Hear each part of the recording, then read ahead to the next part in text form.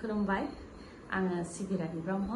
SB बड' news चेनेलाव नोंथांमोनखौ आरोबावहाय बरायनानै लाबाय जाय बिथांमोना सानसेयारि खौरां नायनो मोजां मोनो बिथांमोना आंनि बे एसबी बड' निउज चेनेलखौ साबस्क्राइब खालामनानै लानो हागोन मानो होननानै बुङोबा बे चेनेलनि गेजेरजोंनो जोङो सानफ्रोमबो सानसेयारि खौरांखौ फोसावो राजखान्थि समाजखान्थि आरो गुबुन आयदानि सायाव जोङो बे चेनेलनि गेजेरजों थार खौरांखौ फोसावो नोंथाङा जुदि खौरां नायनो मोजां मोनोबा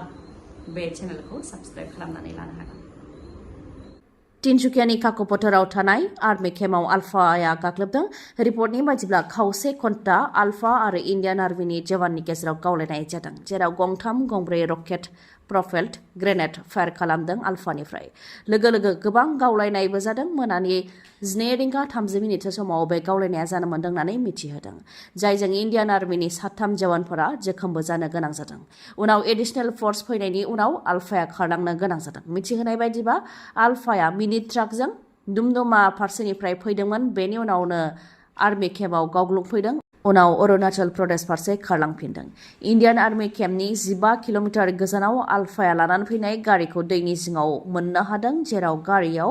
थै नांनायजों लोगोसे गावखोन्दा गुलिफोरबो हमनो हादों बेनिखायनो आल्फानिफ्रायबो जोखोम जादों होननानै सन्देह खालामनाय जादों माखासे सान सिगां नागालेण्डआवबो बेबायदिनो जाथाय जादोंमोन बेयाव आल्फा आरो म्यानमाराव थानाय माखासे उदखारिफोरा बेफोरखौ खालामगासिनो दं होननानै फोरमायथियो आसामनि गिबि मन्थ्रि डक्टर हेमन्त बिश्व शर्मा बिथाङा आरो बेबायदि गुलि गावनानै सोरखौबा बुथारनानै बेजों जेबो बिजिरनाय मोननो हानाय नङा बेनिखायनो आल्फाया जाहाथे गोजोननि थाखाय सावरायो बेनि थाखायबो खावलायहरो आसामनि गिबि मन्थ्रि डक्टर हेमन्त बिश्व शर्मा बिथाङा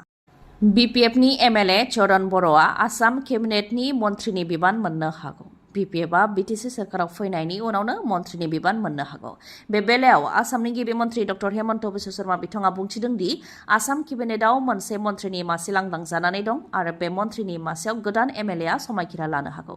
दिनैनि गेजेरावनो गोदान MLAआ मन्थ्रिनि समायखिरा लानो हागौ होननानै बुंथियो गिबि मन्थ्रि बिथाङा ओजोंहाय खौराङाव गोसारनाय बायदिब्ला BPFनि माजबाटनि MLA चरण बर'आ मन्थ्रिनि बिबानखौ मोननो हागौ आरो बिथाङा ट्रेन्सपर्ट बा हान्था मेला बिफाननि मन्थ्रिखौ मोननो हागौ मख'नो गोनांदि एलायन्सखौ लानानै BJP आरो BPFआ दासिमबो रोखा जानायखौ नुनो मोननाय जायाखै BPF दोलोआ BJPनि MCLA बिजित गोरा नार्जारिनो BTC एसेम्ब्लिनि लेङाइ बुंथिगिरिनि बिबान होदोंब्लाबो BJP आरो BPFआ दि एलायन्स जाबाय बेखौ दासिमबो अफिसियेलि फोसावाखै बेराफारसेथिं हाग्रामा महिलारिया बुंथिदोंमोन दि UPPLखौ NDAनिफ्राय बोखारोब्लासो BPFआ NDAआव थागोन होननानै बुंथिदोंब्लाबो दासिमबो UPPLखौबो NDAनिफ्राय अफिसियेलि बोखारनायखौ नुनो मोननाय जायाखै अब्लाबो BPFनि MLA चरण बर'नो मन्थ्रिनि बिबान होनो नागिरनायखौ मिथिनो मोननाय जादों पुलिसनि गाहायसिन बा देरसिनखौनो एरेस्ट खालामदों पान्जाबनि DIGखौ CBIआ एरेस्ट खालामदों गोबां घुस जानाय बा गेदेर जाख्ल'नाय दायाव हमदों CBIआ पान्जाबनि DIG IPS हरचरण सिंह बुल्लारखौ एरेस्ट खालामदों बेनि उनाव चंडीगढ़ CBI कर्टआ 14 साननि जुडिशियेल कास्टडियाव दैथायहरबाय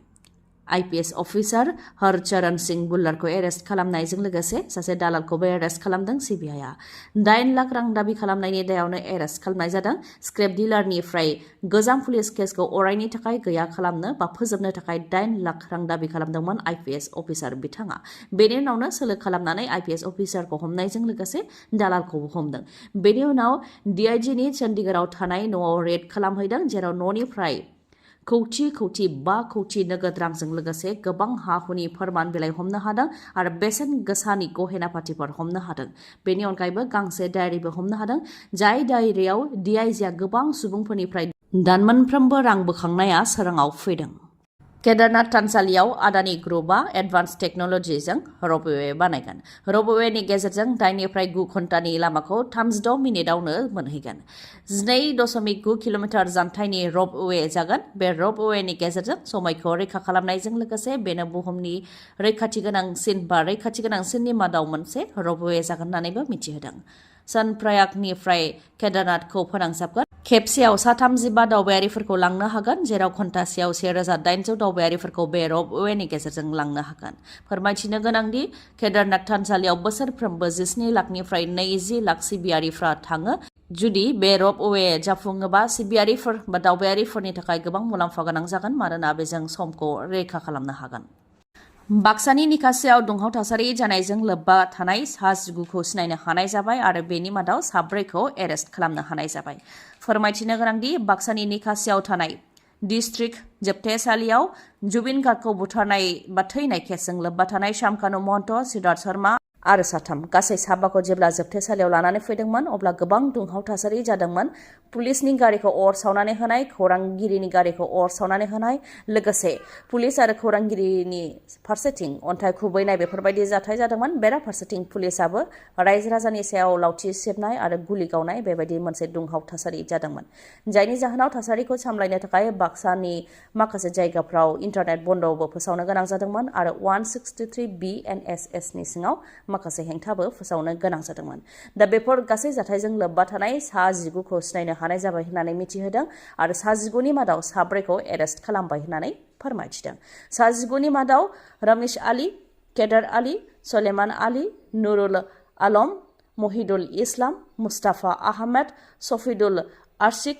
हादिम आली, आब्दुल आली, केदार आली, बिदु छेत्री, विकास रय, रूपम आली, हरि कृष्ण पाठक, चम्पक नाथ, कुलेन डेका आरो माखासे सिनायनो हानाय सा 19फोरनि मादाव माखासे डि भटार आरो गोबां आरो बायजोनिफ्राय फैनाय होननानैबो फोरमायथिदों।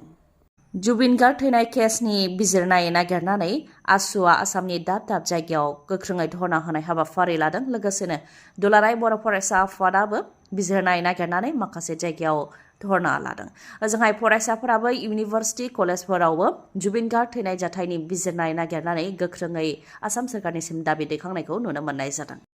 कालि फुजा बा दीपावली फोरबोजों लोब्बा लाखिनानै 21 अक्ट'बराव क'क्राझार जिल्लायाव लकेल हलिडे बा ओनसोलारि बन्द फोसावदों। क'क्राझार जिल्लाजों लोगोसे कामरुप मेट्र'आवबो 21 अक्ट'बराव कालि फुजाजों लोब्बा लाखिनानै लकेल हलिडेखौ फोसावबाय। कामरुप मेट्र' डिस्ट्रिक्ट मेजिस्ट्रेटनिफ्राय बेखौ फोसावदों। 21 अक्ट'बराव गासै सोलोंथाइ फसंथानफोरा बन्द थानायजों लोगोसे सोरखारि मावख'फोर लोगोसे बेंकफोराबो बन्द थागोन। नाथाय माखासे सोलोंथाइ फसंथानफोर जायफोर सोलोंथाइ फसंथानफोरा आनजादनि थाखाय थि खालामखाबाय बेफोर सोलोंथाइ फसंथानफोराव बेयो बाहायजानाय नङा।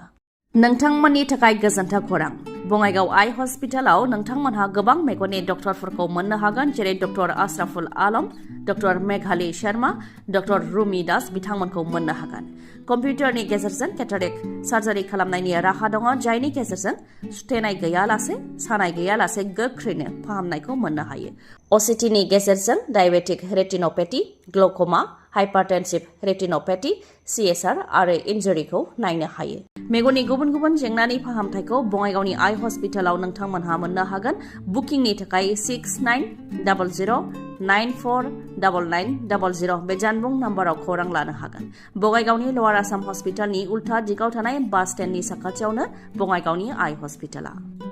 खौरांखौ जोबजासे खोनासंनायनि थाखाय गोजोन्थों। उननि समाव आरोबाव जों बेबायदिनो लोगो मोनफिनबावगोन।